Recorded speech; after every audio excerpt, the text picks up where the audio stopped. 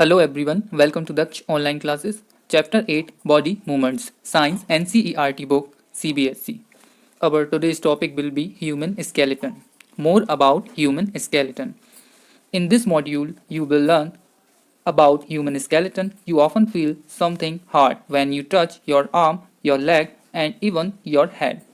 Do you know what this hard substance inside the body is? Well, this hard substance is bone. Human body is made of the number of bones. Together, these bones form a framework that shape to give our body. This framework is called skeleton. So, skeleton जिसके बारे में हमने अपनी पिछली video में उसका introduction देखा, अब हम उसके बारे में और यहाँ थोड़ा जानेंगे. Activity 4. Take a deep breath and hold it for a little while. Feel your chest bones and the backbone by gently pressing the middle of the chest and back at the same time. आपको बहुत लंबी सांस लेना है और क्या करना है, अपनी जो जो आपकी चेस्ट बोन्स हैं उसको हल्के से दबाकर और आपको प्रेस करके जेंटली जो मिडिल ऑफ द चेस्ट है और जो आपको बैक एरिया है वहाँ पे भी आपको वहाँ पे प्रेस करके फील करना है. Count as many ribs. अब आपने क्या देखा, बोन्स ऑफ द चेस्ट जिसमें आप बहुत सारी रिब्स को पाएंगे, वहाँ बहुत सारी क्या है, रिब्स हैं. As possible observe figure 8.10 carefully and compare with what you feel of the chest bones. अब आपको जैसा कि आपने वहाँ पे जो फील किया था उसे टच करके, अब आपको जो फिगर 8.10 है यहाँ पे भी आपको एक द रिब केज का एक जो यहाँ डायग्राम दिया है इसको देखिए और अब आप उसे कंपेयर करिए. We see that the ribs are curiously bent. अब हमने क्या देखा और फील किया यहाँ पे कि जो छोटी छोटी जो बोन्स हैं, जो छोटी छोटी रिब्स हैं, उसको क्या है, बहुत ही ज़्यादा बड़े विशेष रूप से, क्रियोसली मीन्स मतलब बहुत अलग टाइप से, बहुत ही ज़्यादा विशेष रूप से वो एक दूसरे से मुड़ी हुई हैं. They joint the chest bone and the backbone together to form a box. ये एक दूसरे से जॉइंट हैं, चेस्ट बोन और बैक बोन से मतलब एक दूसरे से इकट्ठी है, जॉइंट हैं. This is called the rib cage. इसी को क्या कहा जाता है, रिब केज. जैसा कि हमें यहाँ दिख रहा है, इस तरफ भी 12 होती हैं और इस तरफ भी 12 होती हैं. ये जो रिब केज हैं इस तरफ भी 12 होती हैं और इस तरफ भी 12 होती हैं. There are 12 ribs on each side of chest. Some important internal parts of your body lie protected inside this cage. हमारे शरीर के कुछ महत्वपूर्ण अंग इसमें सुरक्षित रहते हैं. Ask some friends to touch their toys without bending their knees. अब आपको क्या करना है, अपने एक फ्रेंड को आपको उसे बोलना है कि वो अपने जो पैरों के जो टोइज हैं, जो लेग्स की जो टोइज हैं, जो पैरों की फिंगर्स हैं, उनको छूना है, अपने जो घुटने हैं, अपनी नीज हैं, विदाउट बेंडिंग मतलब बिना मोड़े. Starting from the neck move your fingers downwards on the back of your friend. अब आपको क्या करना है, नेक से स्टार्ट करते हुए उसकी जो कि डाउनवर्ड्स मतलब नीचे की ओर उसकी बैक तक ले जाना है, उसकी बैक पे पूरे को फील करना है, उसको देखना है छूकर. What you feel is the backbone. आपने बैकबोन में क्या फील किया. It is made up of many small bones called vertebrae. Okay, यहाँ हमने बहुत सारी स्मॉल बोन को महसूस किया. The backbone consists of 33 vertebrae. Figure 8.11. The rib cage is joined to these bones. हमने यहाँ क्या देखा, द बैकबोन, जो कि यहाँ पे एक डायग्राम में बताया है फिगर 8.11 में. हमें यहाँ बैकबोन जो कि पूरी तरीके से दिख रही है, ये पूरी तरीके से क्या होती है, ये पूरी जॉइंट है एक दूसरे से और ये पूरी तरीके से मूव हो जाती है और मुड़ भी जाती है, लेकिन फिर भी यह नहीं टूटती. If backbone was made of only one long bone.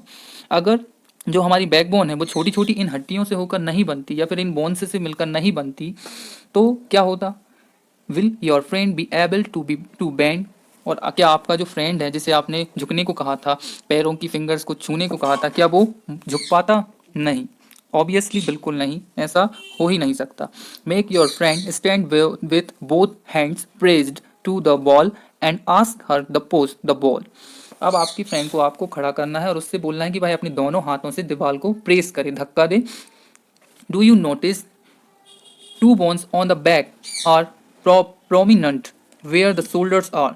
अब आप क्या देखेंगे, जैसा कि फिगर 8.12 में शोल्डर्स बोन बताई हैं, ये उसमें ये साफ साफ बताया गया है कि ये हमारी शोल्डर्स होते हैं, शोल्डर्स बोन है ना.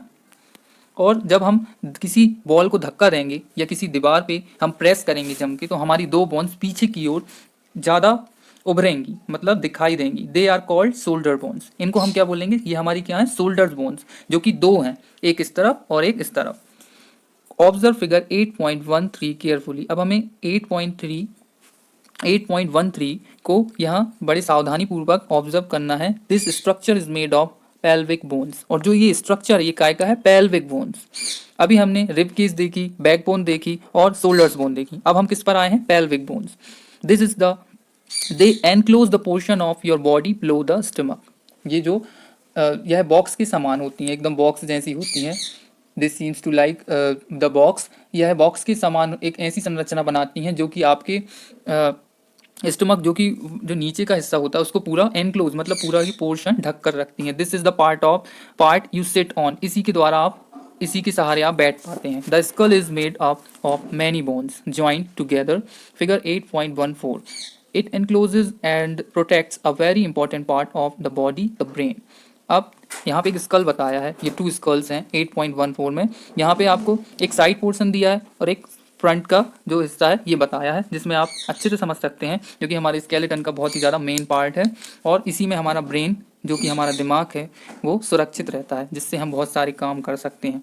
We discussed many bones and the joints of our skeleton.